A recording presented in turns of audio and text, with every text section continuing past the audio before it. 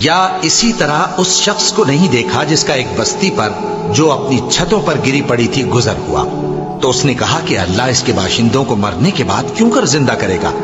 تو اللہ نے اس کی روح قبض کر لی اور 100 برس تک اس کو مردہ رکھا. پھر اس کو جلا اٹھایا اور پوچھا تم کتنا عرصہ مرے پڑے رہے ہو؟ اس نے جواب دیا کہ 1 دن یا اس سے بھی کم. اللہ نے فرمایا نہیں بلکہ 100 برس مرے رہے ہو. اور اپنے کھانے پینے کی چیزوں کو دیکھو کہ اتنی مدت میں مطلق سڑی بسی نہیں، اور اپنے گدھے کو بھی دیکھو جو مرا پڑا ہے.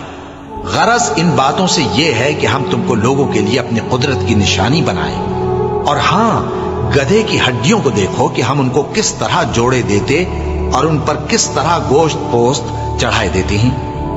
جب یہ واقعات اس کے مشاہدے میں آئے تو بول اٹھا کہ میں یقین کرتا ہوں کہ اللہ ہر چیز پر قادر ہے. اور جب ابراہیم نے اللہ سے عرض کیا کہ اے پروردگار مجھے دکھا کہ تو مردوں کو کیوں کر زندہ کرے گا، اللہ نے فرمایا کیا تم نے اس بات کا یقین نہیں کیا؟ انہوں نے کہا کیوں نہیں، لیکن میں دیکھنا اس لیے چاہتا ہوں کہ میرا دل اطمینان کامل حاصل کر لے. فرمایا کہ 4 پرندے لے لو، پھر ان کو اپنے سے ہلا لو اور ان کے ٹکڑے ٹکڑے کر دو، پھر ان کا ایک ایک ٹکڑا ہر ایک پہاڑ پر رکھ دو، پھر ان کو بلاؤ تو وہ تمہارے پاس دوڑتے چلے